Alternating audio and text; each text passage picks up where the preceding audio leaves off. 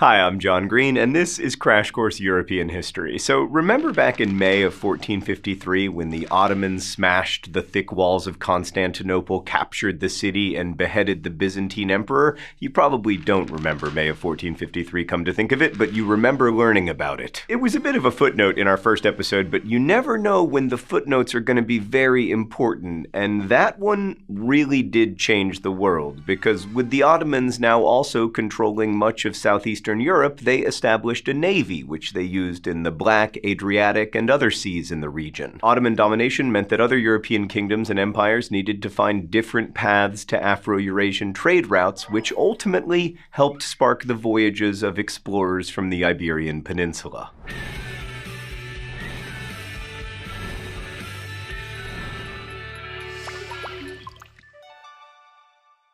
So we've talked already in this series about the importance of shifting perspective when looking at history, and today we're going to ask you to shift perspective several times, but let's begin with the perspective of the Portuguese. In the 15th century, Portugal was poor, and it became more so as the Ottomans contested their access to overland trade. But luckily for Portugal, the fourth son of their king was Prince Henry, who came to be called the Navigator because he funded and encouraged exploration, the study of navigation, and the development of new tools to aid in navigation. The Portuguese began to increase their travels along the Mediterranean southern shore, and by the mid-15th century, they were venturing southward along the Atlantic coast of Africa, where they expected to find vast wealth. In those days, Africa was rich in food, salt, gold, and slaves. Mansa Musa, the Malian king who made a spectacular Hajj to Mecca in 1324 and 1325, was legendary and very inspiring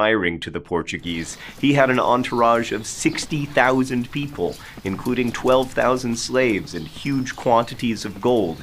He seemed like the model of what the Portuguese hoped to become by traveling to Africa, that is, rich beyond imagining. In this pursuit of food, slaves, and gold, the Portuguese gradually made their way down the African coast, locating island clusters like the Canaries, and they kidnapped local people to sell into European slave markets and began dotting the coast with stone fortresses that doubled as trading stations. And there, many European men partnered with African women and started families. These women were often themselves traders and would be crucial for all European nations because they were the main force behind local markets and regional trade networks, and they provided essential connections to trade.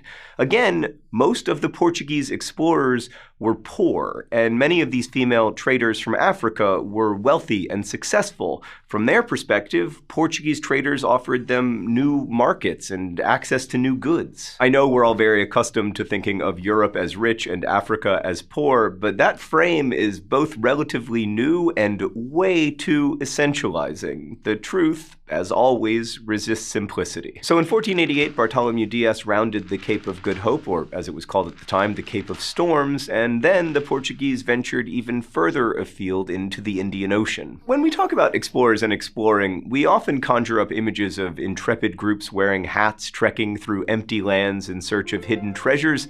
But that was certainly not the reality when, for instance, Vasco da Gama reached India in 1498 and found a highly developed Indian Ocean commerce with trading posts run by sophisticated Muslim merchants. Da Gama's instincts were to menace and fight them, and he did. And when the Portuguese reached Southeast Asia and China, they found a cornucopia of goods that Europeans would come to crave and about whose production they knew very little. Colorful washable cottons, finely crafted porcelain, also tea. Where would we be without tea? Well, I'd be fine, actually. I'd just drink coffee. What's that? Oh, Stan informs me that coffee also isn't from Europe. By the 17th century, the Portuguese were importing millions of pieces of porcelain into Europe, along with lots of delicious spices. And spices were not only important for flavoring, but also for food preservation, which I suppose is a kind of flavoring if you like your food to not taste moldy. All right, let's go to the thought bubble. The Portuguese Empire was, at first anyway, a trading empire with small and agile ships known as caravans caravels patrolling ports and collecting large fees. The wealth would be extracted from controlling shipping and trading routes, as the Ottomans were doing in the Eastern Mediterranean. In contrast, the Spanish Empire, which began in 1492 with the exploratory voyages of Genoese ship captain Christopher Columbus, was based on colonies. That is, rather than controlling trade routes, the empire would control the land itself and the people who lived there and extract wealth from them to enrich the empire. Columbus was a student of geography and maps, and he lobbied the Portuguese king to back his voyages, but when that didn't go to plan, he headed for Spain to petition its devoutly Catholic rulers, Queen Isabella of Castile and King Ferdinand of Aragon. These two monarchs were finishing up the drive to expel Muslims from Spain and force Spanish Jews to convert to Christianity, but religious persecution wasn't cheap. The motto of the Iberian Pathfinders, God, Gold, and Glory, perfectly described their ambitions, although perhaps not in that order. Hopping the islands along the African coasts and using the trade winds, Columbus's ships made it to the Caribbean islands, and his crews, which tellingly included both clergy and bankers, found signs of gold, but not great quantities of it. However, they did find people to enslave, and because no one knew the size or shape of the Americas, there was the perpetual hope that gold or other riches might lie just on the other side of this river or that mountain. Thanks, Thought Bubble. So I want to stop here to shift perspective. From the perspective of European explorers, these lands were new and potentially very lucrative, and the colonization model that Spain adopted and that Portugal began using in Brazil, and that the rest of Europe's empires would eventually use, was built on the idea that colonies existed for the benefit and enrichment of the colonizers, and secondarily to convert human souls to Christianity. Much of the wealth that was generated by these empires was done so by claiming human beings as a form of property, both through the slave trade and through forcing colonized people to work. And the systems that were built to support the colonies, from roads and bridges to churches, were built to extract wealth and convert people to Christianity. So from the perspective of indigenous people living in colonized communities, colonization meant impoverishment in many forms: the loss of land for use, the loss of life itself at an unprecedented scale, the loss of long-held religious beliefs, and the loss of all sorts of community assets. But from the colonizers' perspective, it meant the possibility of getting rich, and so waves of ambitious sailors followed Columbus, searching both North and South America for extractable wealth. Okay, another breakthrough occurred between 1519 and 1522 when Ferdinand Magellan's Spanish ships circumnavigated the globe. Magellan had alienated members of the Portuguese court, and like Columbus, he found no backing for his proposed trip there. Also, like Columbus, he went to Spain to ask them to fund his voyage. If you were going to be somewhere between 1519 and 1522, on one of Magellan's ships was not necessarily the best place. The conditions and Magellan's no-nonsense discipline caused mutinies and other problems which Magellan handled harshly, executing or marooning mutineering captains in his fleet. But after finding the straits at the tip of South America, the fleet set sail across the Pacific, eventually returning to Spain despite Magellan's death at the hands of local leaders in the Philippines in 1521. Of the 237 original voyagers and 5 ships, only 18 men and 1 ship returned to Spain in 1522. But the voyage arranged and headed by Magellan was a revelation. It opened the world up to global transportation, exchange, settlement, and yes, also global slavery and warfare and pandemics and conquest. The Spanish could now stock their New World settlements with Chinese and Indian luxuries by crossing the Pacific, and fill their coffers from profits in New World goods by crossing the Atlantic. In 1519, Spanish invader Hernán Cortés came into contact with indigenous people in present-day Mexico, landing on its Mayan eastern coast with several hundred soldiers and making his way inland, starting battles and forging forging alliances. He eventually reached the center of the Aztec Empire at Tenochtitlan, where the Spaniards were astonished at the wealth of this civilization, and Cortés bowed before its king Montezuma II, who led a vast empire that stretched to present-day Honduras and Nicaragua. The capital had tens of thousands of inhabitants, perhaps hundreds of thousands. Markets overflowed with luscious produce and crafts, and the city had a sophistication that, like the wealth itself, was foreign to Europeans, even if the Aztec practice of human sacrifice was also foreign. A similar awe filled Francisco Pizarro when he saw the textiles and silver and gold objects crafted by the Incas, who'd also created thousands of miles of roads and efficient institutions to hold their vast empire together along the west coast of present-day South America. Both Pizarro and Cortés relied on help from rival indigenous communities to help them take control from the Incas and Aztecs. The conquerors also married the princesses and other noble women they had raped as a ritual of domination, and marriage gave them access to insider information, local networks, and the wealth that such women possessed, including wealth in enslaved peoples. So Iberians were incentivized to set sail by their poverty and by their Catholic faith,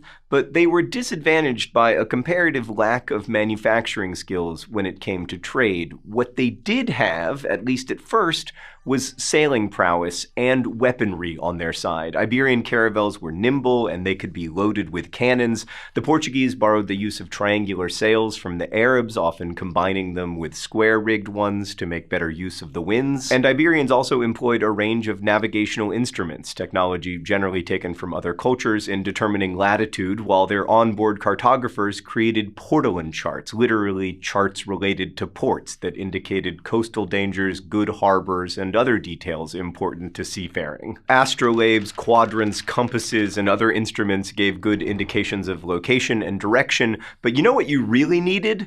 A clock. That's right, there's a clock in the center of the world. This $6 clock is an astonishing piece of technology. Stan would like me to point out that it was actually $8. Thank you for your support at patreon.com/crashcourse. It wasn't until the 18th century development of the chronometer that sailors could chart longitudinal location, and even now, GPS relies on extremely precise knowledge of the time. In short, when it comes to history and also everything else, it's not just a question of where you are, it's a question of when you are. Early European explorers almost always had to enlist local people to advise them in how to navigate the seas, especially in the Indian Ocean, and local non-European traders served as intermediaries for the artisans in porcelain, cotton, and other crafted products. Through them, Europeans slowly learned about trading procedures, sources of goods, and the means of judging quality, as initially the Iberians were not well acquainted with the goods available in these trading ports. And there were other go-betweens, like translators connecting Europeans and local people. One example is Malinche, or Doña Maria, as the Spanish called her. She facilitated the passage of Hernán Cortés and his small army across Mexico and into the capital of the Aztec Empire, gathering allies for him and warning him of impending danger along the way. And because of the hostilities among different groups that predated the arrival of Europeans, go-betweens who knew about these animosities could use them to help mobilize support for the Europeans so that one local group would lead the charge against another.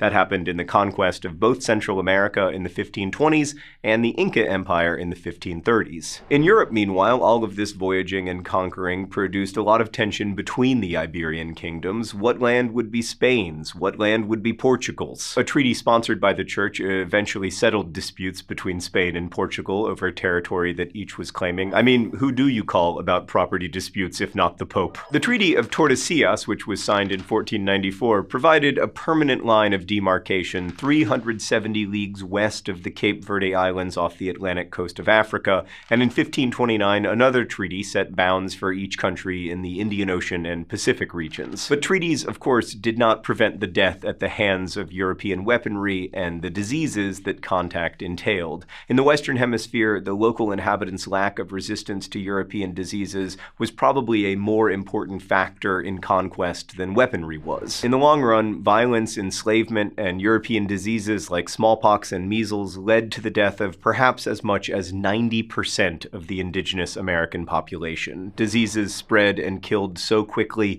that entire communities ceased to exist almost at once, and with them their traditions, stories, and values. Meanwhile, colonization proved extremely lucrative for Spain and Portugal, which within a century went from being poor kingdoms to astonishingly rich ones, especially after 1545, when the Spanish uncovered a huge deposit of silver in Potosi in present-day Bolivia and began conscripting indigenous people to do the most dangerous work in the mines. Migration to both regions swelled, and ships now crisscrossed both the Atlantic and the Pacific, and this huge influx of wealth to Spain and Portugal would reshape power in Europe and also life everywhere else, as everything from microbes to ideas suddenly had a truly global reach.